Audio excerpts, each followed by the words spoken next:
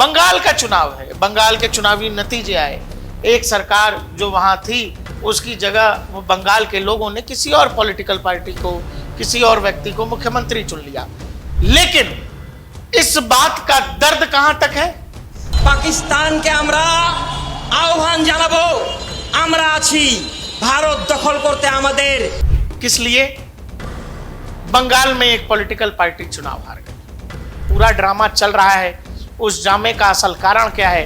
मैंने do letter लिखकर 10 reminder करे हैं। बंगाल सरकार भूमि नहीं देती। एक सरकार के बदल जाने से कुछ घंटों के अंदर वो काम जो सालों से नहीं हो रहा था, शुभेंदु अधिकारी अपने कैबिनेट के पहले फैसले में ये घोषणा कर देते हैं। आज पहले कैबिनेट में हम लोग बीएसएफ को लैंड ट्रांसफर करने का डिसीजन ले लिया है। यानी इधर से घुसने वालों की कहानी बंद, जो घुस गए हैं उनका इलाज उसके बाद शुरू हो जाएगा। और ये कहानी आपको बहुत जल्द जमीन पर होती दिखेगी। दर्शकों, बड़ी अजीब बात है, भारत के किसी राज्य में चुनाव हो, भारत के राज्य में चुनाव, और एक राज्य नहीं, साथ में और भी 4 राज्य थे, तमिलनाडु, असम, केरल, पुडुचेरी। लेकिन चर्चा आपने सबसे ज्यादा सुनी है वेस्ट बंगाल। क्यों हो रहा होगा, ऐसा क्यों है, ये समझने जानने के लिए मुझे लगता है बहुत सामान्य ज्ञान भी अगर आपके पास है वही काफ़ी है। बाकी वो कहते हैं ना कि जिसको आँख का अंधा, जो असल में है वो तो ठीक है। कुछ लोगों का चक्कर ये है कि उनको ये लगता है कि तूफान आ रहा है, वो शुतुरमुर्ग बन जाएंगे तो इससे तूफान टल जाएगा। नहीं होता है ऐसा। बंगाल का चुनाव है, बंगाल के चुनावी नतीजे आए। एक सरकार जो वहां थी उसकी जगह वो बंगाल के लोगों ने किसी और पॉलिटिकल पार्टी को, किसी और व्यक्ति को मुख्यमंत्री चुन लिया। लेकिन इस बात का दर्द कहां तक है? ढाका तक। ये जो तस्वीरें आप देख रहे हैं, जिसमें कहीं ये देखिए, ये कोई बीड़ीबाज है, ये बीड़ीबाज अलग ही कहानी बता रहा है। ये सब लोग एक जगह इकट्ठा हो रहे हैं, कह रहे हैं कि हम आंदोलन करेंगे, हम जिहाद करेंगे। क्यों? क्योंकि ममता बनर्जी बंगाल में हार गई है, तो हम लोग क्या करेंगे, हम लोग जो है पाकिस्तान को भी बुलाएंगे, पाकिस्तान और हम मिलके घुस जाएंगे और सबको जो है वहां पर हम लोग मुसलमान बना देंगे, पूरे इंडिया पर कब्जा कर लेंगे। ये सब बात हो रही है। इसमें अजीब बात यह है, शायद आपको अजीब लगे लेकिन मेरे लिए यह बहुत ऑब्वियस है। जब पाकिस्तान में बैठा आतंकवादी हमारे यहां की एक पॉलिटिकल पार्टी के लिए कह रहा हूं कि यह पॉलिटिकल पार्टी तो अच्छी है लेकिन ये वाली अच्छी नहीं है, कि वहाँ बहुत बरखा दत्त जैसे लोग भी मौजूद हैं, बहुत अच्छे बात करने वाले भी मौजूद। अभी देखिए कांग्रेस में जो गुफ्तगू हुई है, कांग्रेस ने की है, बीजेपी से कहा है कि भाई आप पाकिस्तान पर इल्जाम मत दो, आप अपने घर को देखो। जो कुछ तुम कर रहे हो कश्मीर के अंदर, इतना जुल्म तुमने ढाया, उनके हुकूक तुमने गसब किए हैं, जो तुम कर रहे हो और पाकिस्तान की तरफ इल्जाम दे के तो आप इस मसले को हल तो नहीं कर सकते। किसी तरह की किसी शंका में मत रहिए। एक तरह का इकोसिस्टम है हमारे यहां, एक तरह का इकोसिस्टम था जो बंगाल को, एक तरह के बंगाल के राजनीतिक चरित्र को, वहां की जनसांख्यिकी को बदलने के लिए काम कर रहा था। और उसके रास्ते में भारत की सुरक्षा एजेंसियां आ गई, बंगाल के हिंदू आ गए और उसी लिए ये सब परेशान है। ये जो आपको तस्वीर दिखाई दे रही है, तस्वीर के आप तो वीडियो ही देख लीजिए। ये देखिए, ढाका की सड़कों पर ट्रकों में भर भर कर लोग आए हैं और वो कह रहे हैं कि हम जिहाद करेंगे, हम बंगाल में घुस जाएंगे। इसमें से कुछ एक मौलाना साहब है, इन जैसे एक मौलाना कह रहे हैं कि हम जो है पाकिस्तान को बुलाएंगे। पाकिस्तान के আমরা আহ্বান জানাবো, আমরা আছি भारत दखल करते আমাদের মাত্র 3 ঘন্টাও সময় লাগবে না। এই ভারতের 26টি প্রদেশ দলিত মোচিত করে ফেলা হবে ইনশাআল্লাহ। অতি শীঘ্রই শুভেন্দুকে মুসলমানদের কাছে মাপ চাইতে হবে, মোদিকে মাপ চাইতে হবে, রাজনাথ সিংকে মাপ চাইতে হবে। এই হরিয়ানার এই মুখ্যমন্ত্রী এই হেমন্ত তাকে মাপ চাইতে হবে, ওই যোগী आदित्यनाथ ताके माफ चाहते होबे। दूसरी तरफ ये कहा जा रहा है कि भारत पर हमला होगा, इंशाअल्लाह हमें भारत पर कब्जा करने में 3 घंटा भी नहीं लगेगा। अगर 40 करोड़ मुसलमान नाराज हो गए तो भारत में हिंदू जीवित नहीं रह पाएंगे। शुभेंदु, मोदी, राजनाथ, हेमंता, योगी को मुसलमानों से माफी मांगनी होगी। ये सब चल रहा है। किस लिए? बंगाल में एक पॉलिटिकल पार्टी चुनाव हार गई। आपको यहां के नेता बताते हैं कि नहीं नहीं ऐसा कुछ होता नहीं, कुछ नहीं होता है। जरा सोच कर अपने दिमाग पर जोर डाल के देखिए। बंगाल का चुनाव था, हमारे देश के एक राज्य का चुनाव था। वहां ऐसा क्या बदल गया? वहां ऐसा कौन सा कुछ लोगों को राशन कार्ड बंट रहा था, उनको राशन मिल रहा था, चीनी मिल रहा था, कि क्या मिल रहा था? ऐसा क्या हो रहा था बंगाल में जिसकी वजह से सब लोग अब तक बड़े शांत थे? लेकिन अचानक से वहां सरकार बदल गई तो ये कह रहे हैं कि हम मोदी को ऐसा कर देंगे, हम राजनाथ को ऐसा कर देंगे, हम शुभेंदु को ऐसा कर देंगे। ये पूरी कहानी समझने से पहले आपको बंगाल का मैप देखना पड़ेगा। ये जो आपको मैप हम दिखा रहे हैं, जिसमें अगर आप मुर्शिदाबाद लें, मालदा लें, नॉर्थ दिनाजपुर, बीरभूम, साउथ 24 परगना, नादिया, हावड़ा, ये जिले जब लेंगे, यहां पर जबरदस्त डेमोग्राफिकल चेंज का मतलब है जनसांख्यिकी का बदलाव। एक तो जनसांख्यिकी ये होता है कि भाई जन्म दर के आधार पर जनसंख्या बदलाव हो रहा है, कि जहां एक समुदाय बच्चे 2 ही अच्छे, दूसरा समुदाय हम 5 हमारे 55 पर चल रहा है, एक ये होता है। लेकिन कहानी जब 5-55 से भी आगे चली जाए, यानी इन जिलों में जन्म दर से ज्यादा जनसंख्या बढ़ गई, मतलब कहीं से कोई आए हैं, कहीं से घुसपैठ हुई है, और ऐसी बढ़ोतरी जनसंख्या की जहां डेमोग्राफिकल चेंज 70% तक चला जाए, यह जन्म दर से संभव नहीं, यानी कि घुसपैठ हुई है। और खासकर वो इलाके जिनके दूसरी तरफ बांग्लादेश है, जो बांग्लादेश से सटे हुए इलाके। और अचानक ये जो दर्द आपको अफगानिस्तान, माफ करिए, पाकिस्तान के इस्लामाबाद से लेकर ढाका तक दिखाई दे रहा है, उसका कारण ये है कि इस पूरे इलाके में बंगाल में वो पॉलिटिकल पार्टी 207 सीट जीतकर आ गई है, जो वो ये कह रही है कि हम इन इलाकों में वो लोग जो घुसपैठिए हैं, जो इस देश के नहीं हैं, जो रोहिंग्या हैं, हम उनको खोज खोज के निकाल के बाहर करेंगे, हम इनको यहां नहीं रहने देंगे। और बड़ी अजीब बात है कि हमारे ही देश में ऐसी बहुत सारी पॉलिटिकल पार्टियां और नेता हैं जिनको ये बात बुरी लग रही, जिनका मानना है कि आप घुसपैठ की बात कर क्यों रहे हैं। जब आप घुसपैठ, रोहिंग्या की बात करेंगे तो कहेंगे कि आप इस देश के अल्पसंख्यकों पर सवाल उठा रहे हैं, जबकि बात सिंपल है। इस देश में रहने वाले अल्पसंख्यकों पर कहीं कोई सवाल नहीं, सवाल केवल उन पर है जो तारों के नीचे से इस देश में अवैध तरीके से आ गए हैं। हमारी जरूरत के संसाधनों को, जो संसाधन हमारे अपने लोगों के ऊपर खर्च होने चाहिए, उनका उपयोग कोई और कर रहा है। दूसरा, वो चाहत भी उसके मन में है कि किसी दिन इंडिया बर्बाद हो जाए। आप उसको खिला भी रहे हैं, आप उसको पाल भी रहे हैं, लेकिन सपना उसका गजवाए हिंद। तो ऐसे समाज सेवा का क्या फायदा है, जहां मानने वाला सुबह शाम की रोटी भी तोड़ रहा है और सुबह शाम माला भी जप रहा है कि हे ऊपर वाले इंडिया को बर्बाद कर दे। तो इंडिया फिर इस तरह के एलिमेंट्स को क्यों झेलेगा? दूसरा, उनका सपना है कि इस पूरे इलाके का इस्लामीकरण कर दें, भारत का इस्लामीकरण कर दें। 50 तरह की बात है।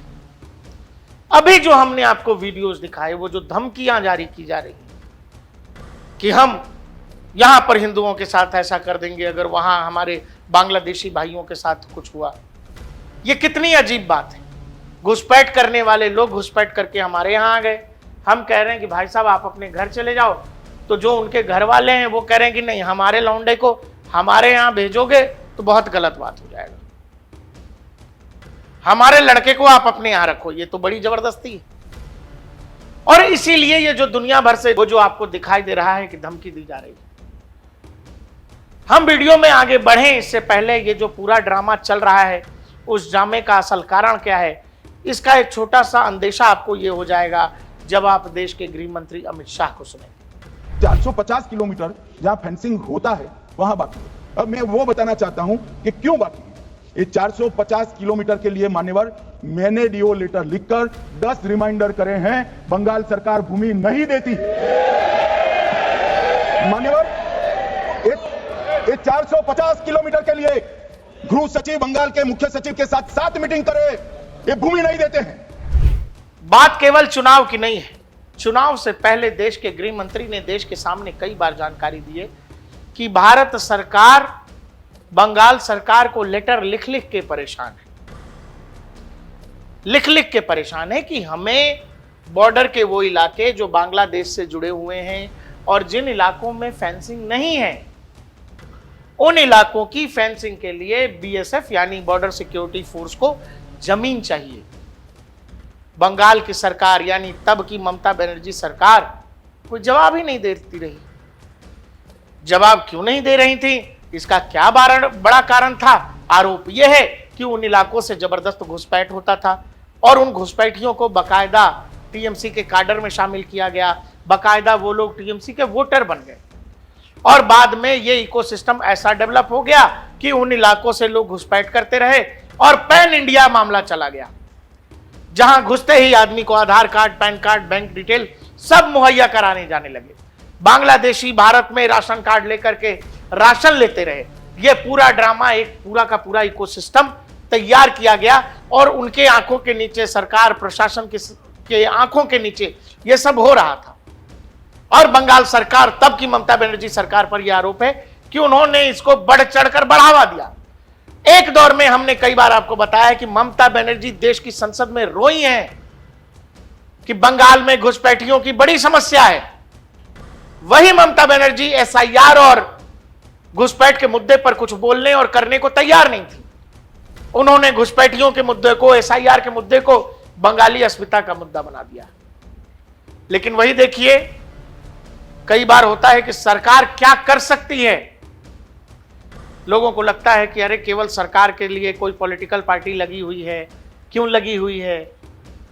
एक सरकार के बदल जाने से कुछ घंटों के अंदर वो काम जो सालों से नहीं हो रहा था, वो काम जिस फाइलों को अटकाकर वेस्ट बंगाल की सरकार सालों से बैठी थी, वहां पर बीजेपी की सरकार आती है। शुभेंदु अधिकारी अपने कैबिनेट के पहले फैसले में ये घोषणा कर देते हैं। चुनाव में बहुत बड़ा कमिटमेंट था, देश हित में, बंगाल का हित में।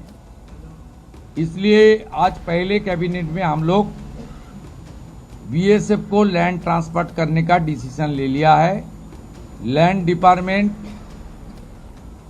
जो लैंड उनका पास है, उन्होंने लैंड डिपार्टमेंट ने बहुत सारा एक्सरसाइज भी करके रखा है।